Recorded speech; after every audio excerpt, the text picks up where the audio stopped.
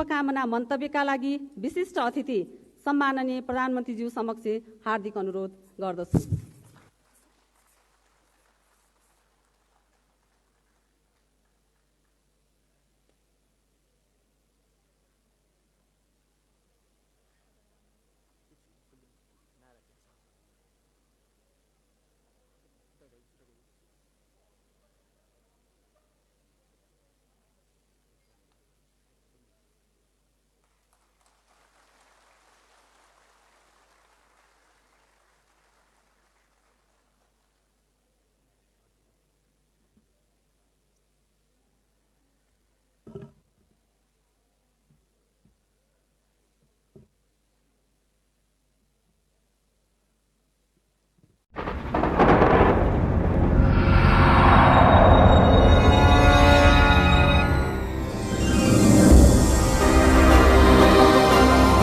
प्रतिबद्धता पत्रमा लेखिएको छ, महिला हिंसा असभ्यता हो, यो अपराध हो।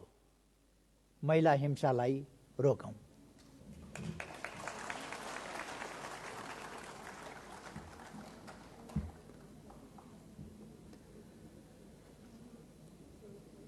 सम्माननीय राष्ट्रपतिज्यू,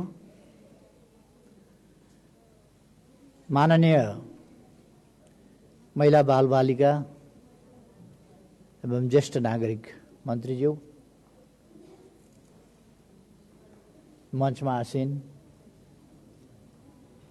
महिला आयोगका अध्यक्ष, महिला बाल बालिका सम्बन्धी संसदीय समितिका माननीय सभापतिज्यू, माननीय मन्त्रीज्यूहरू, योजना आयोगका माननीय उपाध्यक्षज्यू, माननीय राष्ट्रिय सभा प्रतिनिधि सभाका सदस्यज्यूहरू, माननीय योजना आयोगका सदस्यज्यूहरू, विभिन्न संवैधानिक आयोगका प्रमुख र सदस्यज्यूहरू,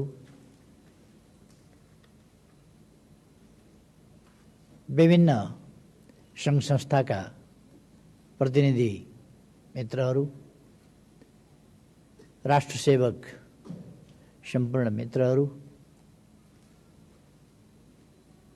आज यहाँको बेलुका राति अमेरिकाको बिहान वा दिउँसो सम्मानित हुँदै हुने साहसिक महिलाको सम्मानबाट सम्मानित हुँदै हुने छोरी मुस्कान खातुन र सञ्चारकर्मी लगायत सम्पूर्ण साथीहरू, महिला दिदीबहिनीहरू र महिला अधिकारमा ऐक्यबद्धता जनाउन उपस्थित हुनुभएका ललितपुर महानगरपालिकाका मेयर लगायत जनप्रतिनिधि सम्पूर्ण साथीहरू र सबै महानुभावहरू, आज 111औं अन्तर्राष्ट्रिय महिला दिवस। महिलाहरूले न्यायका लागि, उत्पीडनका विरुद्ध, असमानताका विरुद्ध आफ्नो सृष्टि र सिर्जनाका महान योगदानको अनादर र उपेक्षा, तिरस्कार र प्रताडनाका विरुद्ध सङ्घर्ष गरेको इतिहास धेरै लामो छ।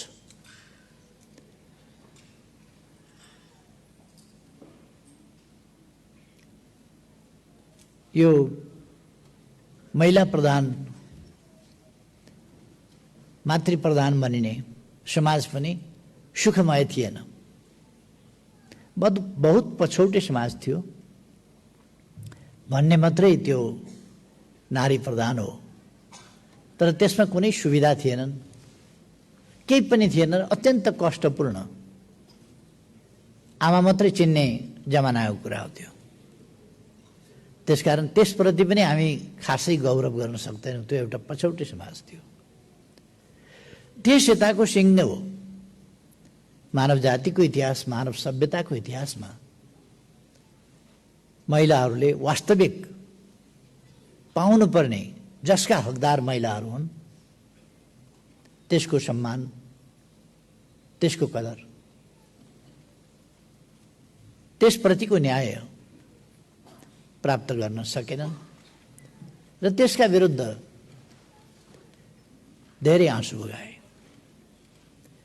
मानव सभ्यताको इतिहासमा सृष्टियता महिलाहरूले न्यायका लागि बगाएको आँसु एकै ठाउँ जोड्ने हो भने एउटा खोलो हुन्थ्यो होला। त्यति आँसु महिलाले बगाए, धेरै सङ्घर्ष गरे। हामीसँग त सङ्घर्ष न्युयोर्कको एउटा कारखानाको हडतालबाट सुरु भएको सङ्घर्षको हामी कुरा गर्छौँ। यो त एक ठाउँ सङ्गठित हुन पाएपछिको कुरा हो। सङ्गठितै हुन नपाइकन घर घरमा आफ्ना ठाउँमा अन्याय, असमानता, तिरस्कार, पीडा महिलाहरूले भोग्नु पर्यो। अहिले पनि कतिपय मान्छेहरू अन्तै रिस उठ्यो भने त्यो रिस लगेर महिलामाथि पोखिदिन्छ। अन्तै झगडा पर्यो भने घरमा आएर श्रीमतीलाई दुःख दिन्छ।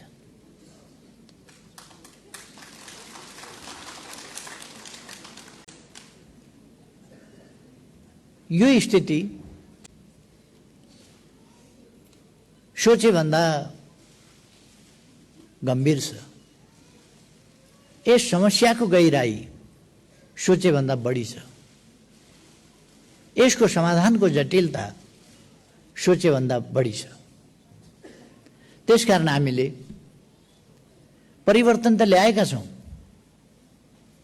तर यस परिवर्तनलाई ठुलो परिवर्तन ल्याएका छौँ। केही पनि भएको छैन भन्ने होइन, कहाँबाट कहाँ आइपुगेका छौँ। आज हामी धेरै उपलब्धि भएका छन्, धेरै परिवर्तन आएको छ, धेरै भिन्नता भएको छ। हिजोको जस्तो महिलाले जीवनभर आँसुमा बिताउनु परेको छैन। तैपनि पीडाहरू छँदैछन् र ती पीडाहरू समाप्त पार्नु छ। आज यस अन्तर्राष्ट्रिय महिला दिवसको सन्दर्भमा म सम्पूर्ण महिला दिदीबहिनीहरूमा, नेपालका महिला दिदीबहिनीहरू र विश्वकै महिला दिदीबहिनीहरूमा अहिलेसम्मको सफलताको निम्ति हार्दिक शुभ बधाई भन्न चाहन्छु। आगामी दिन अझ ठुला सफलताका आउन् र हामी मानव समाजका दुईटा पाङ्ग्रा, महिला र पुरुषका बीचमा र सिर्जनाका महान महिलाहरूमाथिको अन्याय, असमानता र विभेद, प्राकृतिक हिसाबले नै हुने भिन्नता बेग्लै कुरा हो। त्यसबाहेक मानवीय, सामाजिक, कानुनद्वारै गरिने भिन्नता वा सामाजिक व्यवहारबाट गरिने भिन्नता, कुनै पनि भिन्नताहरू रहन नसक्ने गरी असमानताको अन्त्य गरौँ, विभेदको अन्त्य गरौँ, न्यायको स्थापना गरौँ। यसमा सफलता मिल्दै जान सकोस् र हामी निकट भविष्यमा यस दिशामा पूर्ण सफलता प्राप्त गर्न सकौँ भन्ने शुभकामना पनि व्यक्त गर्न चाहन्छु।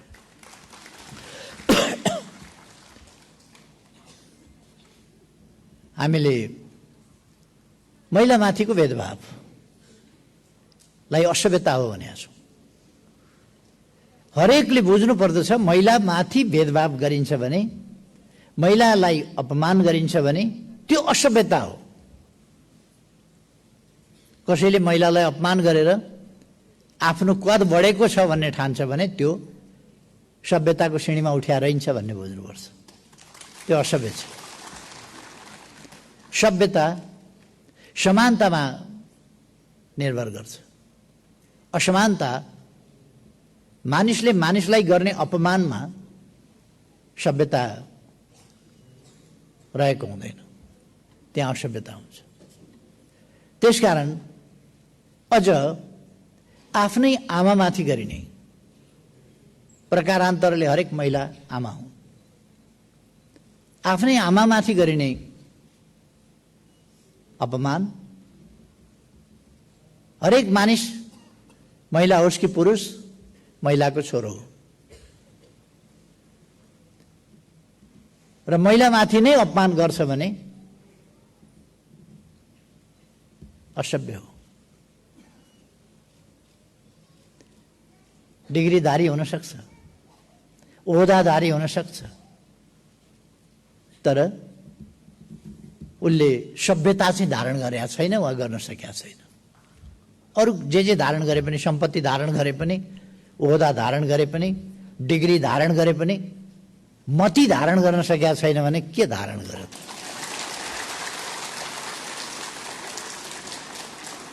त्यसकारण यो असभ्यता हो। यस्तो असभ्य व्यवहार गर्नु अपराध हो र यो असभ्यता र यस अपराधको अन्त्य गर्नुपर्दछ। हरेकले अन्त्य गर्नुपर्दछ। अन्त्य गर्न मान्दैन भने त्यो दण्डनीय हुन्छ र त्यस्तालाई दण्ड गर्नुपर्छ। जसले सभ्यताको उल्लङ्घन गर्छ र अपराध गर्छ त्यो दण्डनीय हुन्छ। खास गरी महिलाहरूमाथिको विभेद, अपमान, अन्याय, असमानता, शोषण यी कुराहरू असभ्यताबाट पैदा हुने हुन् र अपराधजन्य यी सामाजिक फौजदारी अभियोग लाग्ने अपराध हुन्। कुनै पनि मान्छे अपमान गर्छ भने त्यो फौजदारी अपराध गरिरहेको छ भन्ने बुझिन्छ।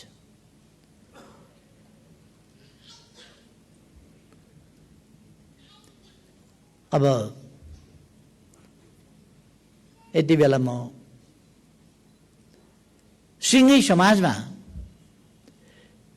सामाजिक न्याय र समानताको चेतना हुनुपर्दछ। सिंघी समाजमा आग्रह गर्न चाहन्छु,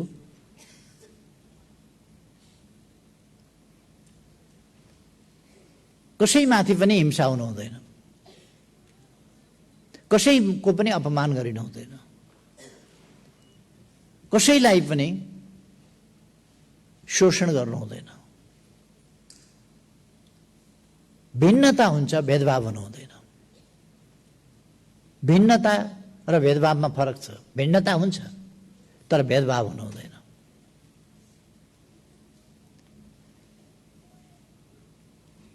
र मैले अघि पनि भने हामीले यस दिशामा धेरै ठूला उपलब्धिहरू हासिल गरेका छौँ। मभन्दा अगाडिका नेत्रीहरूले पछिल्लो महिला आन्दोलनको इतिहासको एक झलक र हाम्रा प्रयास र सफलताहरूको एक झलक, वर्तमान स्थितिको एक झलक र अब जानुपर्ने बाटोको एक झलक प्रस्तुत गरिसक्नु भएको छ। मैले धेरै समय लिनु पर्दैन।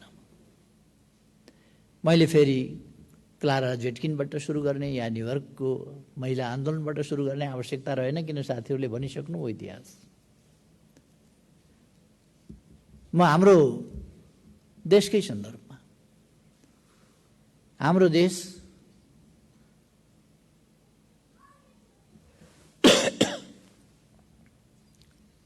समानताका लागि यो न्युयोर्कमा भएको आन्दोलन लेखियो, उहिले नैदेखि लेखियो, भनिँदै आयो, पढिँदै आयो। हाम्रा ठाउँमा महिलाहरूले गरेका योगदान लेखिएन। लोकतन्त्रका लागि, सामाजिक न्याय र समानताका लागि योगमायाले गरेको प्रयास र योगदान, सामाजिक जागरणको योगदान, असमानता र विभेदको अन्त्यका निम्ति उनले उठाएको योगदान, उनले उठाएको आवाज, उनले प्रस्तुत गरेका विचारहरू लेखिएनन्। तर कुनै कान्छो इतिहास होइन, यो उत्तिकै पुरानो इतिहास हो।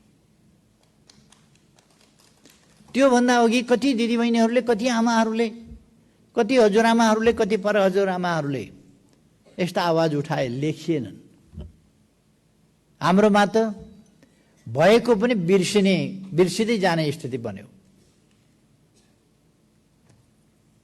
हाम्रो समाजका योगदानहरू, हाम्रा विदेशीहरूका योगदानहरू, विश्वका सबभन्दा पुराना ग्रन्थ वेदमा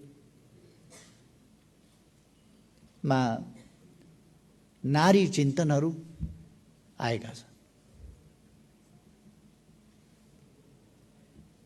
हाम्रो सभ्यताको हिसाबले कोही कोही असभ्यता अहिले पनि देखिन्छन्, अहिले पनि भन्दै गर्छन्, अहिले पनि कराउँदै गर्छन् असभ्यहरू।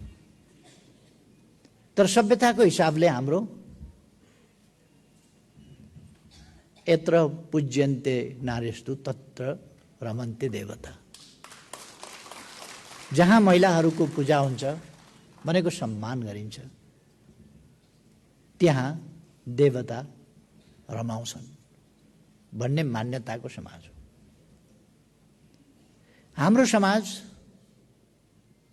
आज यो पछिल्लो समयमा केही समय सामन्तवादको विकृत प्रवृत्तिको कारणले कसले शिक्षा लिनुहुने, कसले नहुने, कसले पढ्न हुने, कसले पढ्न नहुने, महिलाले वेद रचना गर्ने तर पछि महिलाले नै पढ्न नहुने। वेदको रचना गार्गीहरूले गर्छन्, अरूले गर्छ, उपनिषद र पुराणहरूको रचना गर्छन्, तर त्यही कुरा पछि महिलाले चाहिँ पढ्न नहुने। यो समाजलाई तत्कालीन शासकहरूको स्वार्थ र दुर्बुद्धि दुईटा कुराले समाजलाई पछाडि लग्यो। त्यसकारण यस्ता गलत प्रचलनहरू चले। हाम्रो समाज पहिलेदेखि एडभान्स हो। विद्वानले आफ्नो नाम लेख्दा फलानीको छोरो भनेर लेख्ने चलन थियो, फलानी पुत्र फलानु भनेर। आमाको नाममा उसले आफ्नो नाम अगाडि फलानी पुत्र भनेर लेख्ने गर्थ्यो। कुन महिलाको छोरो, कसको छोरो भनेर आमाको नाम पहिले लेख्थ्यो, अनि फलानीको छोरो, अनि मात्रै आफ्नो नाम लेख्थ्यो। आमाको त्यो सम्मान, त्यो दर्जा हाम्रो समाजमा थियो। तर बीचमा कतै पनि आमाको नामै लेख्ने चलन हरायो। नागरिकतामा पनि बाउको नाम खोज्ने, आमाको नाम नखोज्ने। पहिले त आफ्नो नाम लेख्दा फलानु फलानी पुत्र फलानु भनेर लेख्ने चलन थियो। ऋषिहरूले आफ्नो नामका अगाडि आमाको नाम लेख्थे, आमाको नाम फलानीको छोरो फलानु भनेर। अब पछि त आमाको नामै हराउने। त्यो परिस्थितिलाई हामीले परिवर्तन गरेका छौँ। यता केही समयमा, यो छोटो समयमा हामीले गरेको परिवर्तन आश्चर्यजनक छ। मैले विदेशका विभिन्न मञ्चहरूमा बोलेको छु। हाम्रा प्रगतिहरू, हामीले प्राप्त गरेका छोटो अवधिका सफलताहरू, हाम्रो समाजको जागरण अलिक पछि आएर, यो नयाँ जागरण जुन पछि आएर भयो। पुरानो जागरण हाम्रो समाज विश्वमा सबभन्दा अगाडि भएको समाज हो। ज्ञानको उद्गम स्थल हो यो, न्यायको उद्गम स्थल हो यो। अनेक चीज यहीँ बने, कानुन यहीँ बने, न्याय यहीँ बने। यो चाहिँ यस्तो समाज हो जो एउटा त्यस बेलाको परिस्थिति अनुसार आफूलाई एउटा सभ्यतामा लान चाहन्थ्यो। पछि वर्णाश्रम व्यवस्था आयो, पुरुष प्रधानता आयो, त्यसले बिगार्दै लग्यो समाजका कतिपय कुराहरू। यद्यपि त्यस बेला ती फेरि प्रोग्रेसिभ कुरा थिए समाज विकासका लागि। दुःखद कुरो। त्यसलाई उत्तिकै बढाएर लान सकेको भए सायद दुनियाँ कहाँबाट कहाँ पुगिसक्थ्यो होला। तर यताका परिवर्तनहरूले फेरि हामी कहाँ पुनर्जागरणको एउटा नयाँ युग सुरु भएको छ र यस युगलाई हामीले अत्यन्तै सदुपयोग गरेर अगाडि बढिरहेका छौँ।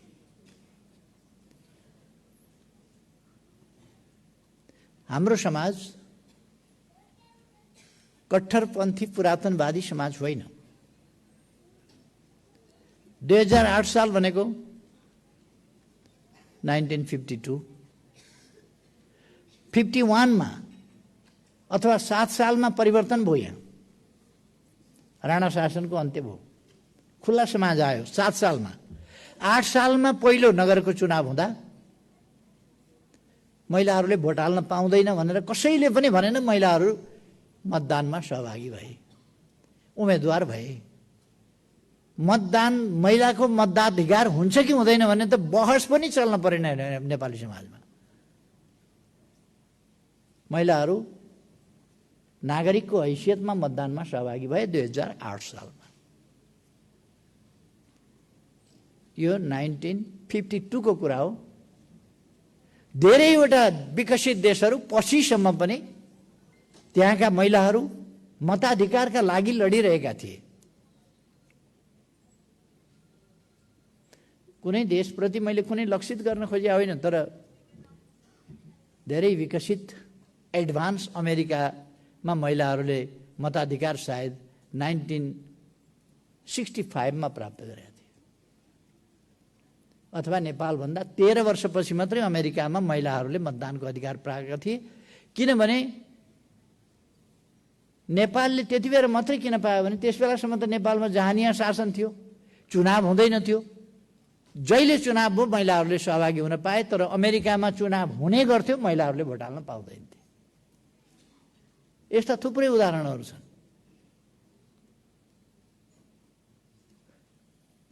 त्यसैता र खास गरी त्यस यता पनि कहिल्यै महिला मताधिकारको सम्बन्धमा पहिलेदेखि नै महिलाहरूको एक खालको स्तर नेपालमा हुने गर्यो। पछि 46 को आन्दोलनबाट बहुदल आइसकेपछि त्यसपछि तीव्र गतिमा परिवर्तन हुन थाल्यो। 52 सालमा सम्माननीय राष्ट्रपति विद्यादेवी भण्डारी त्यति बेला एउटा महिला नेत्रीको रूपमा उहाँले महिला प्रतिनिधित्वको अभिवृद्धि, संविधानमा 5% मात्रै महिलाको सहभागिता पहिले हामीले त्यो पनि लडेर नै स्थापना गरेका थियौँ। संसदमा 5%। त्योभन्दा अगाडि यति प्रतिशत भन्ने अथवा महिला हुनैपर्छ भन्ने केही पनि थिएन। 47 को संविधानले 5%। 52 सालमा सम्माननीय राष्ट्रपति विद्यादेवी भण्डारीजीले त्यति बेला एउटा क्याम्पेन चलाउनु भयो, महिलाको सहभागिता अभिवृद्धिको क्याम्पेन, जसले गर्दाखेरि कानुनमै व्यवस्था गरियो 20% महिला सहभागिता स्थानीय तहमा हुनुपर्ने। र त्यति बेला 2 लाख जनप्रतिनिधिहरू निर्वाचित भएका थिए। त्यसमध्ये 40,000 महिला निर्वाचित भएर जनप्रतिनिधित्वको 20% को संख्या महिलाहरूको रह्यो। उहाँकै नेतृत्वमा अहिले आजकल हामीले जेठ 16 गतेलाई महिला जागरण सहभागिता के सम्बन्धी दिवस मनाउने गरेका छौँ। सम्माननीय राष्ट्रपतिज्यू त्यति बेला सांसदको हिसाबले सर्वदलीय सहमति महिलाहरूको जुटाएर उहाँले एउटा अभियान चलाउनु भयो 33% को, र 33% को अभियानको प्रस्तावक उहाँ हुनुहुन्थ्यो र अरू विभिन्न त्यस प्रस्तावका समर्थक थिए। र 33% को पहिले मान्छेहरू त भेटिन्छन् नि, विभिन्न प्रकारका खिसी ट्यौरी गरे, मजाक उडाए। तर पछि जेठ 16 गते 2063 साल जेठ 16 गते पुनर्स्थापित संसदले त्यो प्रस्ताव पारित गर्यो र त्यहाँबाट 33% महिला सहभागिता संविधानमा 47 को संविधानमा त्यसबाट व्यवस्थापन उहाँको प्रयास सफल रह्यो र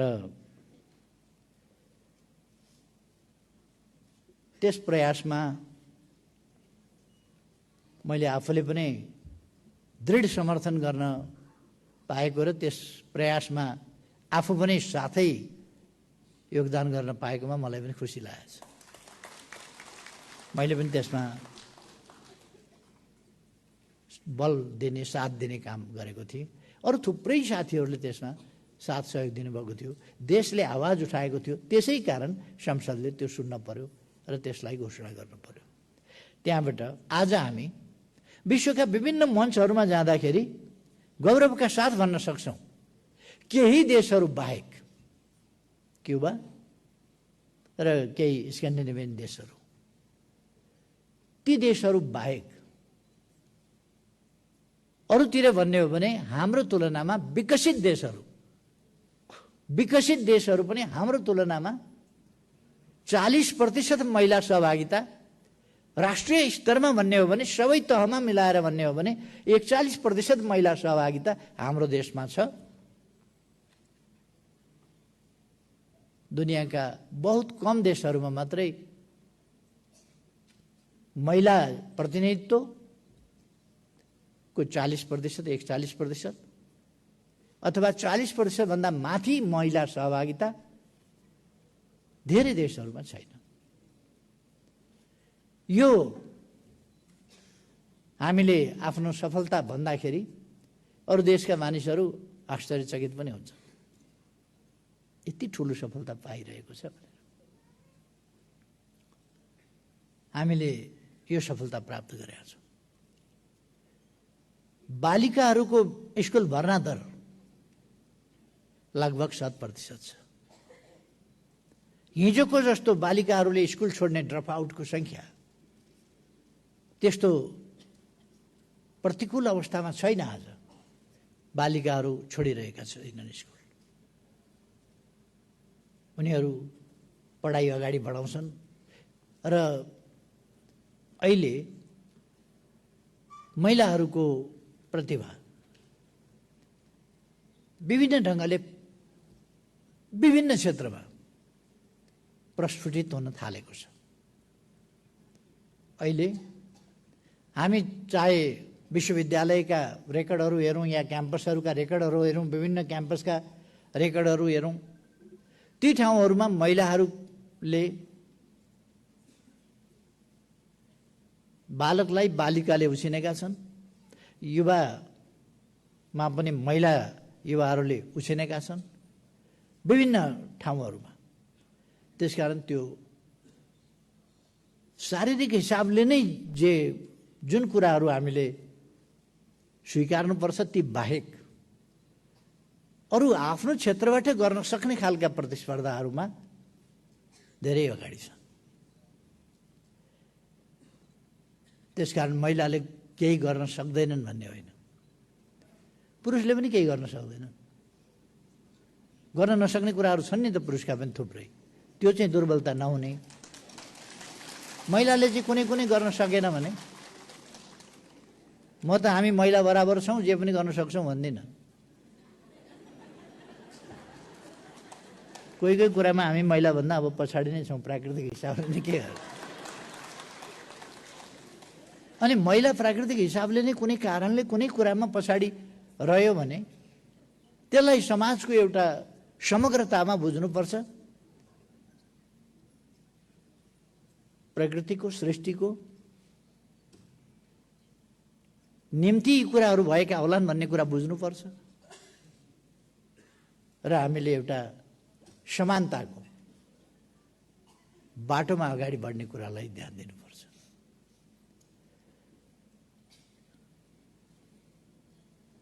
अहिलेको सरकार बिल्कुलै प्रतिबद्ध छ सामाजिक न्याय र समानताको तर्फ।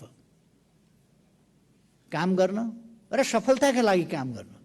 यो प्रचारात्मक मात्रै कुरा होइन। हामी प्रचार केही गर्छौँ भने त्यो सन्देशका लागि, जागरणको लागि, शिक्षाका लागि, त्यसका लागि प्रचार गर्छौँ कि मानिसले थाहा पाउन्, त्यसबाट प्रेरित हुन् र मानिस सिक्न पाउन्, त्यसबाट परिवर्तन गर्न पाउन्, आफूलाई परिवर्तित बनाउन पाउन् र अरूलाई पनि परिवर्तन गर्न सकुन् र सँगै समाज परिवर्तन होस्। त्यसका लागि प्रचार गर्छौँ, देखाउनका लागि होइन। हामीलाई उपलब्धि हासिल गर्नु छ, उपलब्धि देखाउने होइन। उपलब्धि हासिल गर्ने कुरा हो हाम्रो। समानता हामीले हासिल गर्ने कुरा हो, सकारात्मक भिन्नता हामीले ल्याउने कुरा हो। त्यसै कारण हामीले आरक्षणका यो जबसम्म समानताको पूर्ण रूपमा स्थापित हुँदैन तबसम्म आरक्षणका सकारात्मक विभेद भन्ने गर्छ। मैले त्यसलाई सकारात्मक विभेद भन्दा पनि विशेष व्यवस्था भन्ने गर्छु। ती विशेष व्यवस्थाहरू हामीले गरेर हामी समाजलाई समानताको बाटोमा अगाडि बढाउँछौँ। हामीले कुनै पनि कुरा तदारुकताका साथ एसिड आक्रमणको सम्बन्धमा मुस्कान खातुनलाई मैले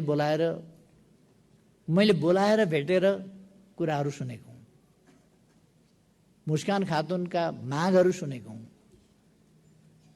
यस्तै पीडित, एसिड पीडित महिला र बालिकाहरू मैले बोलाएर भेटेर कुरा सुनेको हुँ। उहाँहरूका कुरा सुनिसकेपछि कडा कानुनको आवश्यकता छ भनेर कडा कानुन तत्काल मैले निर्देशन गरेँ कि 15 दिनभित्र कानुन निर्माण गरेर ल्याऊ। यसमा विलम्ब गर्ने संसद कहिले बस्छ भनेर पर्खिने होइन, संवैधानिक बाटो हो अध्यादेश भनेको। केही मान्छे अध्यादेश ल्याउनै हुँदैन, संवैधानिक बाटो होइन भन्छन्। एसिड छ्यापिरहन हुने, रोक्न चाहिँ नहुने। संविधानले अध्यादेश जारी गर्न भनेको छैन, अध्यादेश ल्याउन भनेको छैन। नचाहिने काममा ल्याउनु हुँदैन, चाहिने कुरामा अध्यादेश संवैधानिक बाटो हो, लोकतान्त्रिक बाटो हो। त्यसै कारण सरकारले त्यो अध्यादेश ल्यायो।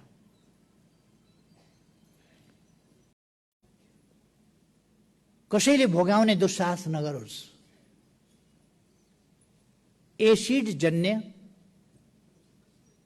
अपराध गर्छ कसैले भने त्यसप्रति समाजको कडा नजर रहनुपर्दछ, सरकारको कडा नजर रहनुपर्दछ, कडा दृष्टिकोण रहनुपर्दछ र कडा व्यवहार त्यसप्रति, त्यसको रोकथाम, नियन्त्रण र सजाय, त्यसका लागि कडा कदम चाल्नु पर्दछ। यसै सन्दर्भमा यो अध्यादेश ल्याइएर कानुन लागू गरिएको।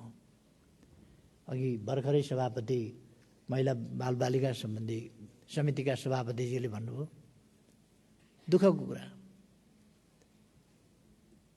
केही मान्छेहरू छन् जो अर्थ केही पनि देख्दैनन्। अर्जुनले माछाको आँखा मात्रै देखे जस्तै पद, सत्ता, स्वार्थ त्यो मात्रै देख्छन्। हिजो मैले बोलिनँ, प्रधानमन्त्री कुन पार्टीको हो भनेर सोधिरहेका।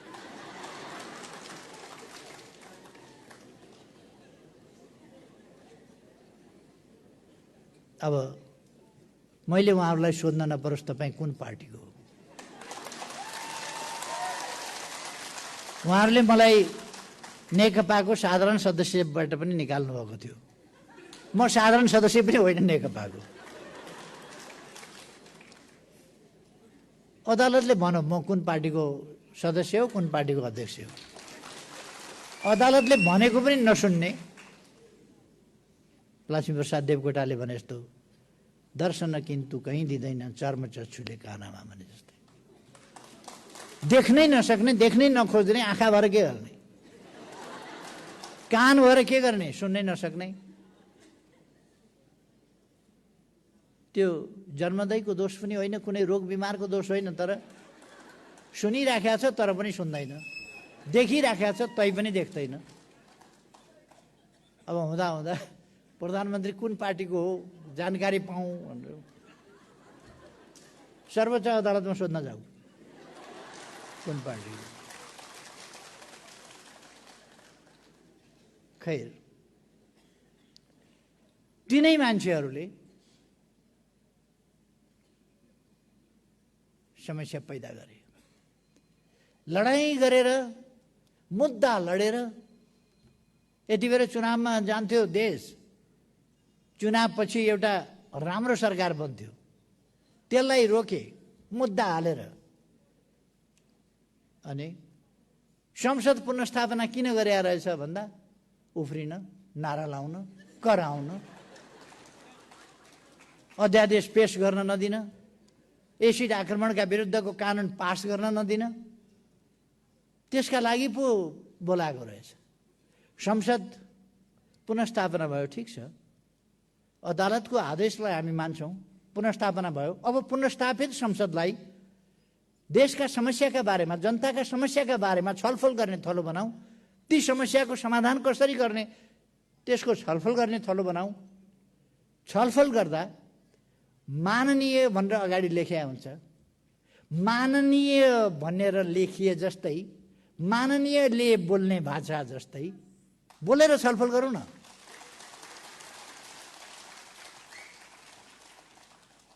छलफल गरे हो कि उफ्रेको हो कि धामी नाच हो कि पार्लियामेन्टमा। हिजो पहिलो दिन औपचारिक ढङ्गले पार्लियामेन्ट सुरु भएको छ, गुर्र कुदेर आएर वेलमा आएर नारा लगाएका छन्, कराएका छन्। के बिग्रियो त भन्दाखेरि एसिड आक्रमण विरुद्धको अध्यादेश टेबल गर्न आँट्यो सरकारले, त फेल गरे भइगयो नि, सक्छौ भने।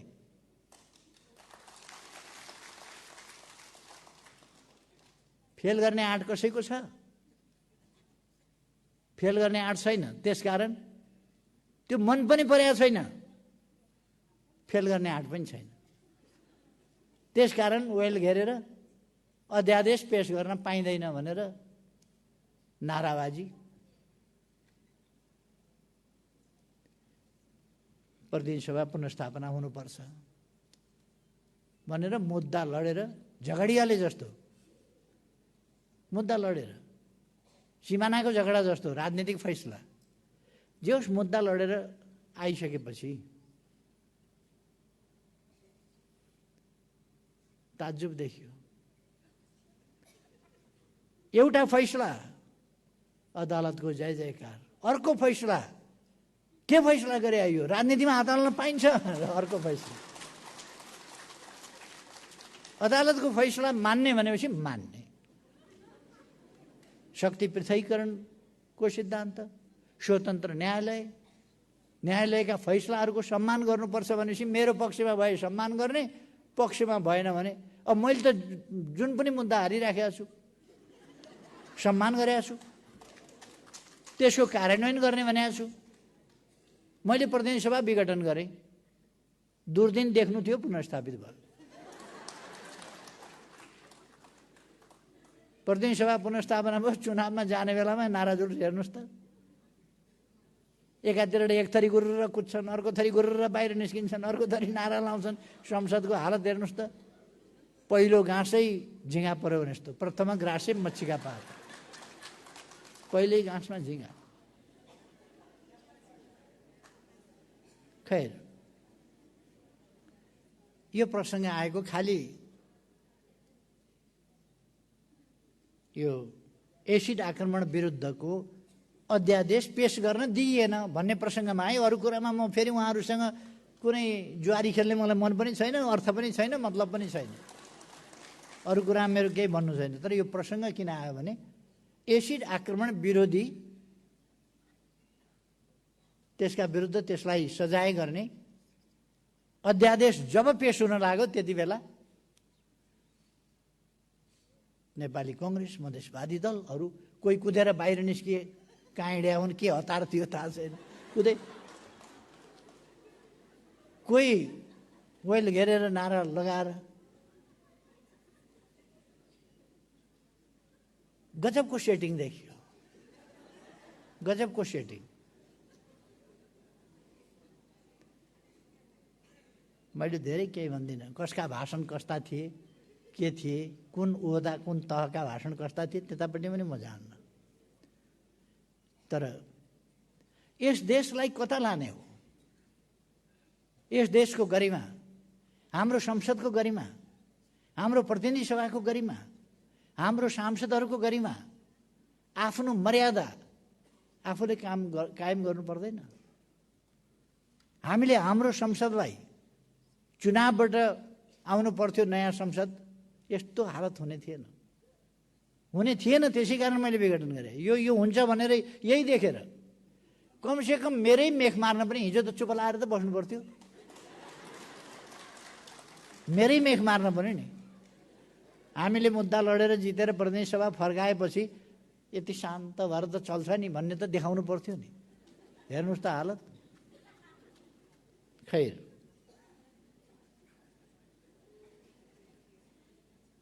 अब हामी प्रगति गरिरहेका छौँ। प्रगति गर्नका लागि मूलतः महिला समानता, मूलतः धेरैवटा कुराहरूतिर बकिने भन्दा पनि आम रूपमा र आधारभूत रूपमा महिला शिक्षा र रोजगारी, यसमा हामीले जोड दिन सक्यौँ र महिलाहरूको शैक्षिक स्तर र विभिन्न ठाउँमा उनीहरूको आय आर्जनका कामहरू, उत्पादनका कामहरू, अथवा त्यसको अर्थ हो सम्पत्तिमा उनीहरूको पहुँच। रोजगारीको अर्थ के हो? सम्पत्तिमा पहुँच। सम्पत्ति भएर पनि यो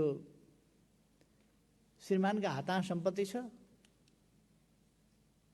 प्रशस्त सम्पत्ति भए पनि एउटा केही सानो किन्नु पर्यो भनेदेखि श्रीमानबाट चाहिने तोक आदेश लगाउनुपर्छ, स्वीकृति। त्योभन्दा आफ्नो हिसाबले जान सक्ने, यसका निम्ति सहकारीका आदि अनेक माध्यमहरू छन् जसलाई हामीले प्रयोग गरेर जानुपर्दछ। विभिन्न माध्यमबाट हामीले छोरीलाई अनिवार्य पढाउनु पर्दछ। अहिले पनि छोरालाई राम्रो बोर्डिङमा, छोरीलाई कमन स्कुलमा पढाउने अझै पनि चलन गइसकेको छैन। त्यसलाई छोड्नु पर्दछ। भेदभाव नहोस् यस कुरामा। आमाहरूले पनि छोरा छोरा भन्न अलिक छोडेर छोराछोरी भन्न थाल्नु पर्यो क्या। आमाहरूको पनि बानी छ छोरा छोरा भन्ने धेरै। त्यसलाई अलिक छोराछोरी, छोरी छोरा भन्नु पर्यो बरु, छोरी छोरा। हामीले नेतृत्व विकासमा, नेतृत्वको अभ्यासमा, नेतृत्व निर्माण, खास गरी नीति निर्माणका तहमा महिला सहभागिताको अभिवृद्धि गर्ने कुरा, यसमा जोड दिइरहेका छौँ। हरेक ठाउँमा नीति निर्माणमा महिलाहरूको सहभागिता।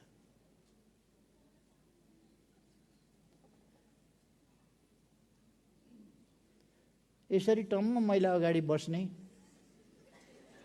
यो नारी दिवसमा मात्रै यस्तो गर्नु हुँदैन। अघि पछि पनि महिला टम्म अगाडि बस्ने खालको स्थिति सिर्जना गर्नुपर्छ। नत्र एउटा महिला वक्ता हुँदैन। बोल्न जान्नु हुँदो रहेछ त महिलाहरूले। आज त एकदम झिल्का उडाउनु भयो त यहाँ त। जान्नु हुँदो रहेछ महिलाहरूलाई वक्ता किन बनाइँदैन। त्यसकारण महिलाहरूलाई वक्ता बनाउनु पर्यो, नीति निर्माणमा अगाडि सार्नु पर्यो, अवसरहरू उपलब्ध गराउनु पर्यो। त्यस दिशामा सरकारको तर्फबाट भरपूर प्रयास हुन्छ, नीति निर्माण हुन्छ, सबै कुरा हुन्छ। र म समाजलाई आग्रह गर्न चाहन्छु, सरकारका यी प्रयासहरू, एक्लै सरकारका प्रयासहरूले, थुप्रो ठाउँबाट हामीले चलाइराखेका छौँ। यसमा शिक्षाको सम्बन्धमा, अरू सम्बन्धमा विभिन्न ढङ्गले चलाएका छौँ। तर सामाजिक जागरणको तह जहाँ छ त्योभन्दा माथि फेरि अरू उपायहरूबाट हुँदैन। सामाजिक जागरणको तह हामीले माथि उठाउनुपर्छ। हामी सबै सचेत हुनुपर्दछ। हामी सबैले सचेत प्रयास गर्नुपर्छ सामाजिक न्याय र समानताका लागि, पुरुष र महिलाका बीचको विभेद अन्त्य गर्नका निम्ति, महिला हिंसा एउटा असभ्यता र अपराध हो भन्ने कुरालाई बुझ्नका लागि, र त्यसमा आफूले अवलम्बन गर्नु पर्यो त्यस तथ्यलाई। कमसेकम हरेकले मनमा सोच्नु पर्यो, म महिला हिंसा गर्दिनँ, अरूले महिला हिंसा गरेको पनि सहन्न। हामी कसैले पनि महिला हिंसा गर्नु हुँदैन, किनभने यो असभ्यता हो, यो अपराध हो। त्यसकारण यसबाट हामी अलग हुनुपर्छ। आजको नारा अत्यन्तै सार्थक छ, अन्तर्राष्ट्रिय नारा पनि सार्थक छ। हामी कोभिड-19बाट आक्रान्त भयौँ 1 साल। अब त्यसबाट हामी पार पाउँदैछौँ। खोप लगातार अगाडि बढाएको छ। हिजो मैले पनि खोप लगाएँ र ज्येष्ठ नागरिकहरूले लाउने खोपको सुरुवात गरेँ। मन अलिकति चिसो हुने कुरा हो।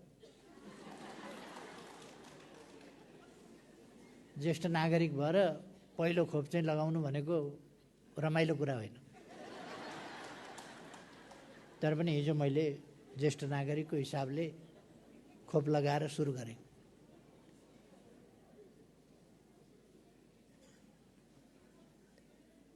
पेन्सन सेन्सन जागिर केही छैन।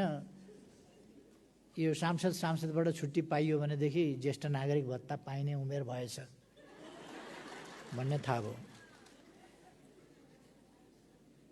हामीले खोप ल्याएका छौँ।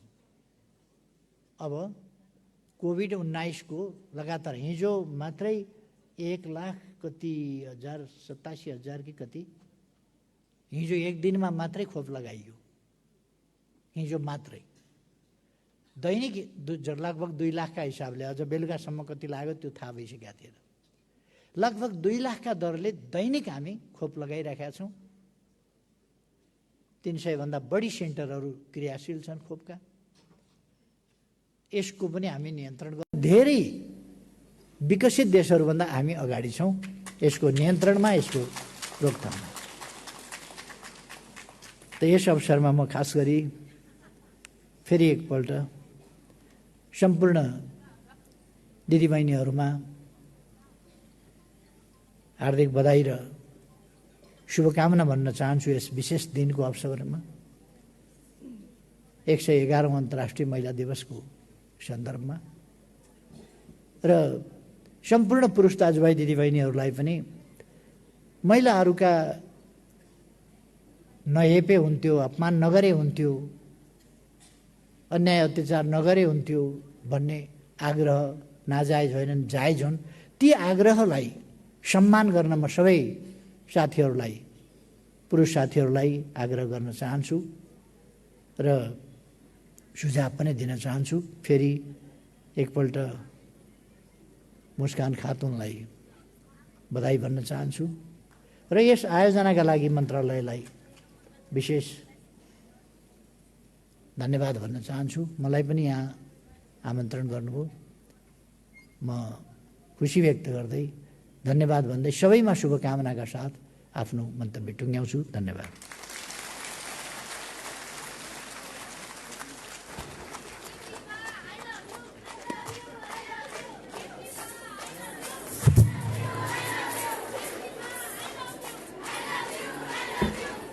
महिला हिंसा विरुद्धको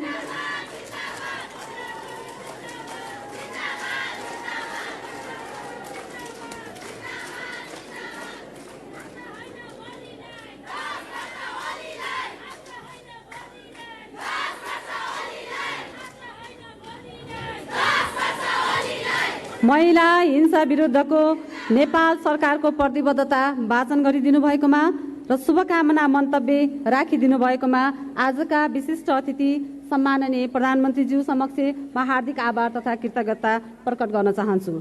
अब म 111औं अन्तर्राष्ट्रिय महिला दिवसको मूल समारोह कार्यक्रमका प्रमुख अतिथि सम्माननीय राष्ट्रपतिज्यू समक्ष शुभकामना मन्तव्यका लागि हार्दिक आमन्त्रण गर्दछु।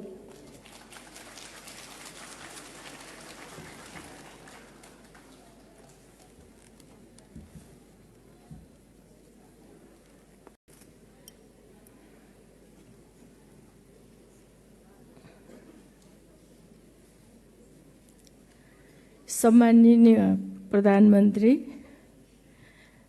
माननीय मन्त्रीगण, संवैधानिक आयोगका अध्यक्ष एवं सम्पूर्ण यहाँ उपस्थित सदस्यहरू, माननीय सदस्यहरू, राष्ट्र सेवकहरू, उपस्थित भद्र महिला तथा सज्जनवृन्द, विश्वभरका महिलाहरूले हासिल गरेका राजनीतिक, आर्थिक र सामाजिक उपलब्धिहरूलाई स्मरण गर्दै महिला अधिकार तथा लैङ्गिक समानताको पूर्ण प्राप्तिका लागि हरेक वर्ष 8 मार्चलाई अन्तर्राष्ट्रिय महिला दिवसको रूपमा मनाउने गरिएको छ। कोभिड-19 को महामारीको यस विषम परिस्थितिका बीच पनि यस वर्ष हाम्रो देशमा महिलाको सुरक्षा, सम्मान र रोजगार समृद्ध नेपालको आधार भन्ने राष्ट्रिय सङ्कल्पका साथ मनाउन लागिएको यो 111औं अन्तर्राष्ट्रिय महिला दिवसको अवसरमा म सम्पूर्ण दिदीबहिनीहरूमा सुख, शान्ति र समृद्धिको कामना गर्दछु र दाजुभाइहरूलाई पनि धेरै धेरै शुभकामना व्यक्त गर्दछु।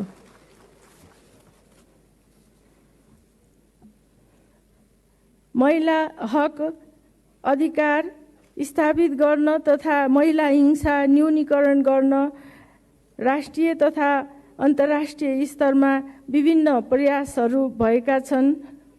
यसै स्वरूप हाम्रो देशमा संवैधानिक तथा कानुनी प्रावधान एवं नीति तथा कार्यक्रमहरू समेत राम्रोसँग निर्माण भएका छन्। यी प्रावधानहरूको प्रभावकारी कार्यान्वयन हुँदै जाँदा महिला समानता कायम गर्न तथा विभेदको अन्त्य गर्न महत्त्वपूर्ण योगदान पुग्ने नै छ। यसका लागि राज्यका कार्यान्वयन गर्ने अङ्ग तथा निकायहरू सृजनात्मक रूपमा थप क्रियाशील हुनुपर्ने मैले आवश्यकता महसुस गरेको छु।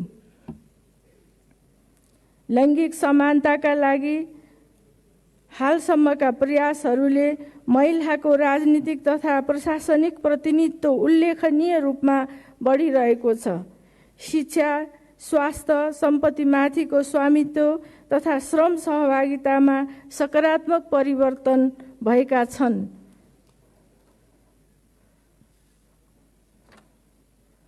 सभ्य र लैङ्गिक समानतायुक्त समाज निर्माणका लागि विशेष पहलका साथ अग्रसर रहनका लागि म समाजका सबै पक्षहरूको गम्भीर ध्यानाकर्षण गराउन चाहन्छु।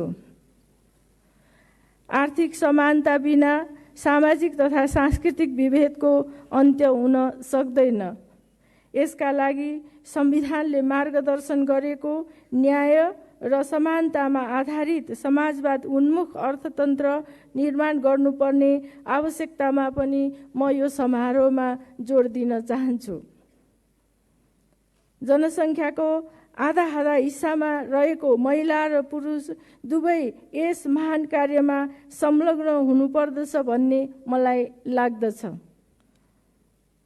मुलुकले हासिल गरेका हालसम्मका उपलब्धिहरूलाई रक्षा गर्दै लैङ्गिक उत्तरदायी शासन पद्धतिलाई स्थानीय तहदेखि नै संस्थागत गरी अगाडि बढेमा समृद्ध नेपाल, सुखी नेपालीको साझा राष्ट्रिय आकांक्षा पूरा गर्न सकिने कुरामा म विश्वस्त छु।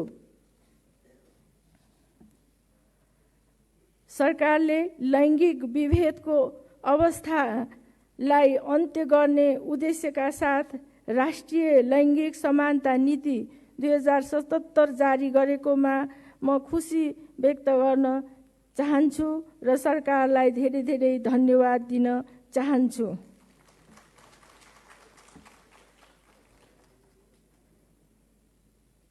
म यो पनि स्पष्ट गर्न चाहन्छु, अहिलेको नेपाल सरकार र संसदमा राजनीतिक प्रतिनिधित्व गर्ने दल लगायत समाजको माथिल्लो तबका लैङ्गिक मैत्री र समानताको दृष्टिकोण स्पष्ट भएको छ भन्ने मलाई विश्वास छ।